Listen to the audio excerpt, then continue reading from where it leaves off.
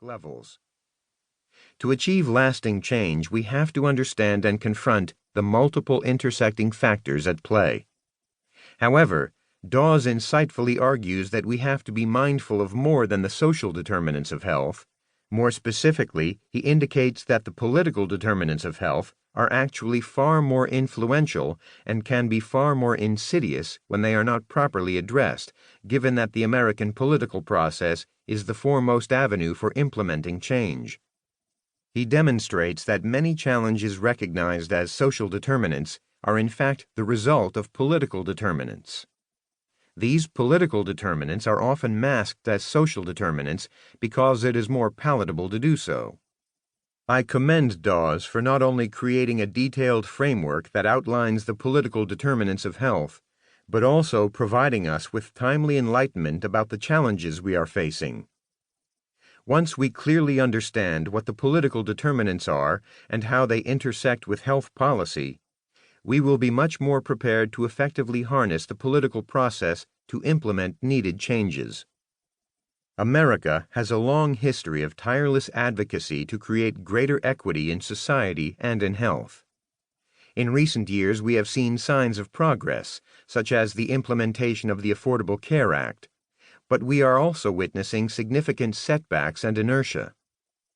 There is increasing recognition of the need to address historical disparities, and phrases such as social determinants of health, health disparities, and health equity are losing their stigma. At the same time, evidence of persisting and sometimes widening disparities continues to accumulate. We cannot allow the rhetoric of addressing disparities to tempt us to rest on our laurels. Now is the time to address unfinished business with renewed vigor and to keep pressing forward toward further transformation of the health equity movement. Senator Robert F. Kennedy once said, "Each time a man stands up for an ideal or acts to improve the lot of others or strikes out against injustice, he sends forth a tiny ripple of hope.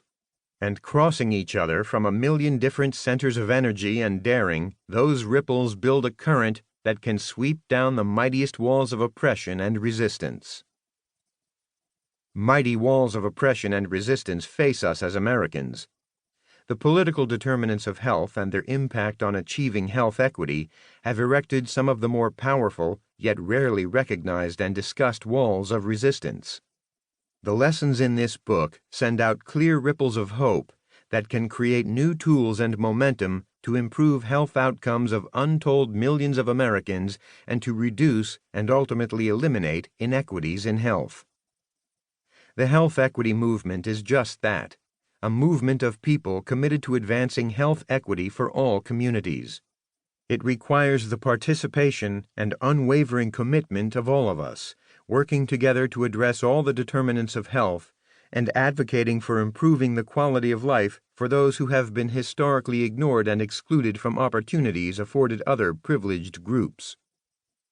With leaders like Daniel Dawes and his innovative approach to addressing structural inequities, I believe that the mighty walls of oppression and resistance that we currently face can be overcome, and that the fight for health equity can serve as a desperately needed critical inflection point to provide justice for all and elevate America to its rightful place among the world's leaders. David R. Williams, Florence Sprague Norman and Laura Smart Norman Professor of Public Health, Chair of the Department of Social and Behavioral Sciences, Harvard T.H. Chan School of Public Health. Professor of African and African American Studies and Sociology, Harvard University. 1. The Allegory of the Orchard, the Political Determinants of Health Inequities. The care of human life and happiness, and not their destruction, is the first and only legitimate object of good government.